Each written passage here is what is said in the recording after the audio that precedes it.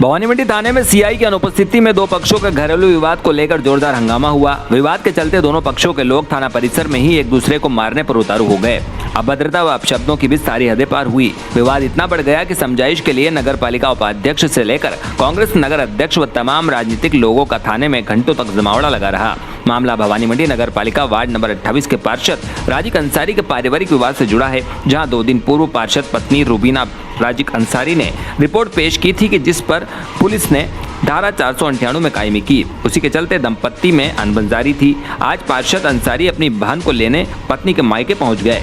चूंकि पार्षद बहन खुद की पत्नी के बड़े भाई की पत्नी है, वहीं दूजी ओर पार्षद राजिक ने भी दोपहर थाने पहुंचकर खुद के ससुराल पक्ष पर उसके व उसकी बहन के साथ साले बंटी समेत ससुराल पक्ष वालों द्वारा मारपीट करने को लेकर आवेदन किया है।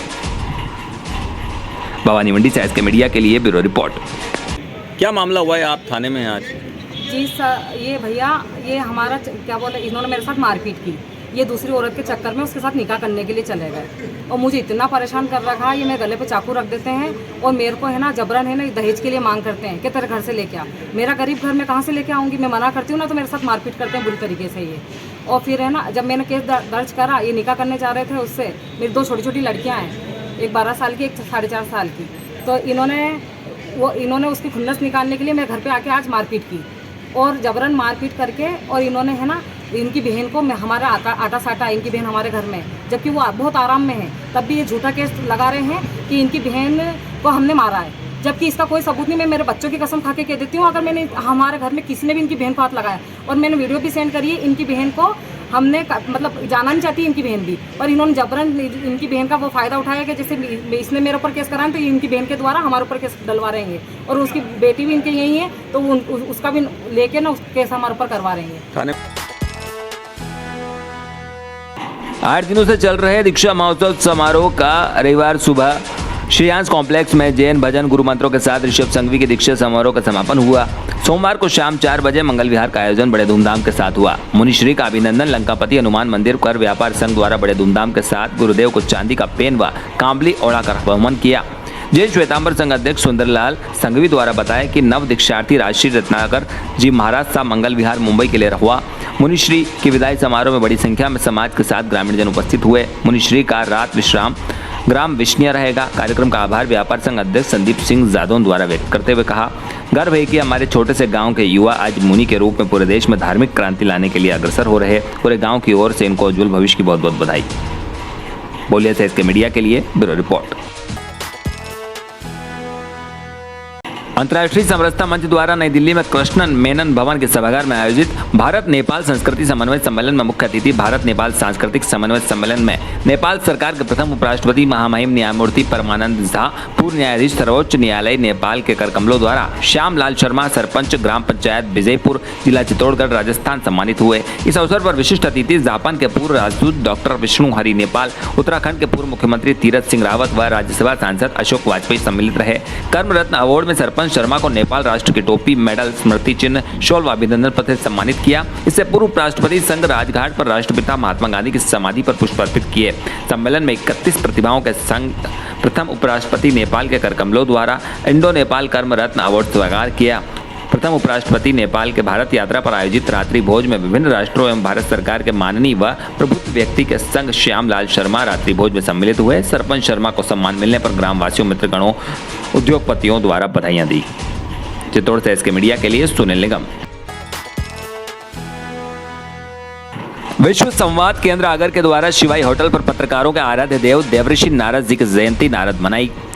कार्यक्रम की शुरुआत अतिथियों के द्वारा नारद जी व भारत माता के चित्र के समक्ष दीप प्रज्वलन व माल्यार्पण कर की। इस दौरान मुख्य वक्ता के रूप में मौजूद वन इंडिया डेली हंट व पब्लिक वाइफ के संभाग हेड दिलीप शर्मा ने नारद जी के जीवन पर प्रकाश डाला। कार्यक्रम की अध्यक्षता शासकीय स्वामी विवेकानंद महाविद्यालय के प्राचार्य डॉक्टर जी.सी. गुप्ता के द्वारा की। संचालन राजेश अजनबी ने किया व आभार राकेश बिकुंदिया ने माना।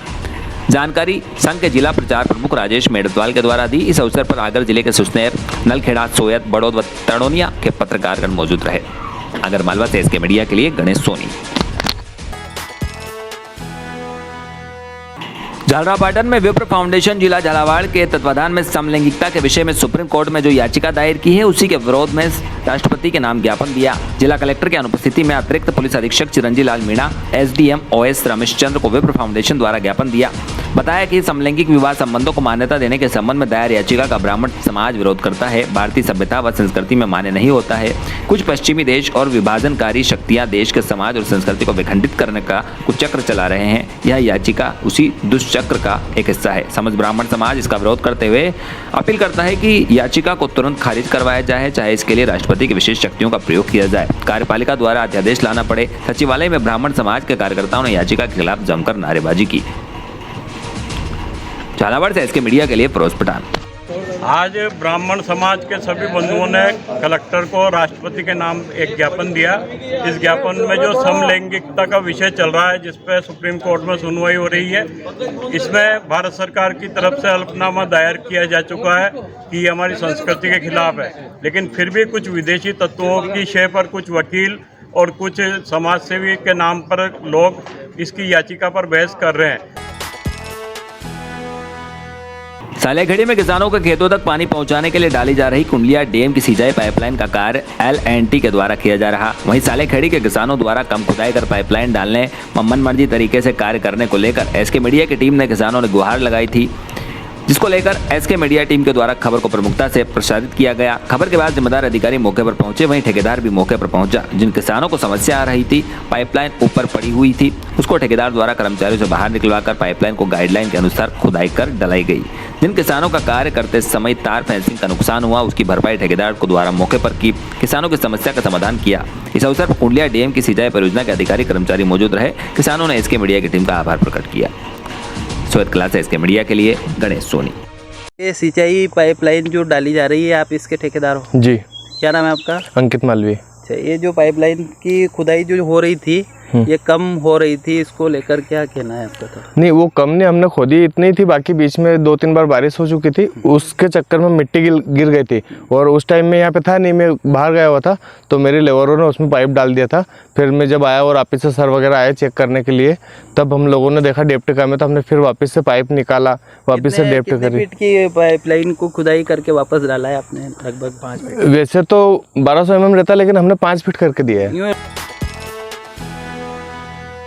कोकरिया खुर्द में सोमवार को महंगाई राहत कैंप का आयोजन हुआ। कैंप के दौरान पहले ही दिन महंगाई राहत योजना का लाभ लेने के लिए 2500 रजिस्ट्रेशन करवाए। इस दौरान गैस सिलेंडर पर राहत में 336, घरेलू बिजली पर छूट में 82, कृषि कनेक्शन छूट में 69, निःशुल्क राशन में 299, नरेगा में 251, सामाजिक सुरक्षा पेंशन में 219, पशु बीमा में 287, चिरंजीवी स्वास्थ्य बीमा में 367 और दुर्घटना बीमा में 367 रजिस्ट्रेशन हुए।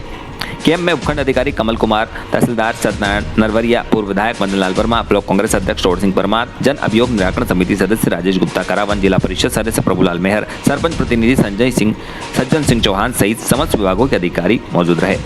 खबर से एसके मीडिया के लिए राजेश करावन।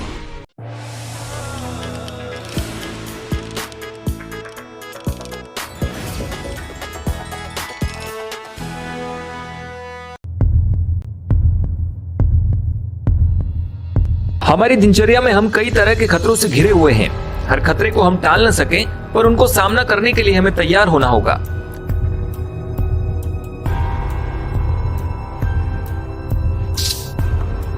अगर सांप ने काटा होगा तो ऐसे लक्षण दिखाई देंगे: घाव के चारों ओर चमड़ी का लाल हो जाना और साथ के साथ सूजन आना। सांप के काटे हुए निशान के 2 गड्ढे हैं तो समझ लीजिए कि वो जहरीला सांप था। गोलाकार या अर्धचंद्राकार आकार में दांतों का निशान दिखे तो चाहे वो जहरीला सांप न हो, पर जहरीला मानकर इलाज करवाना चाहिए। घाव के आसपास किसी भी चीज से नहीं बांधें और घाव पर कोई जड़ी बूटी नहीं लगाएं। घाव से विष को चूसने की कोशिश न करें। तुरंत घाव को साबुन और पानी से धोएं। सांप के काटे हुए मरीज को धैर्य देकर स्थिर बिठाएं, क्योंकि ज्यादा हिलने से जहर शरीर में तेजी से फैलने लगता है। इसलिए सांप के काटे अंग को एक लकड़ी से बांधकर अंग को स्थिर कीजिए और मरीज को जितनी जल्दी हो सके अस्पताल ले जाइए, ताकि विषारोधक से इलाज किया जा सके।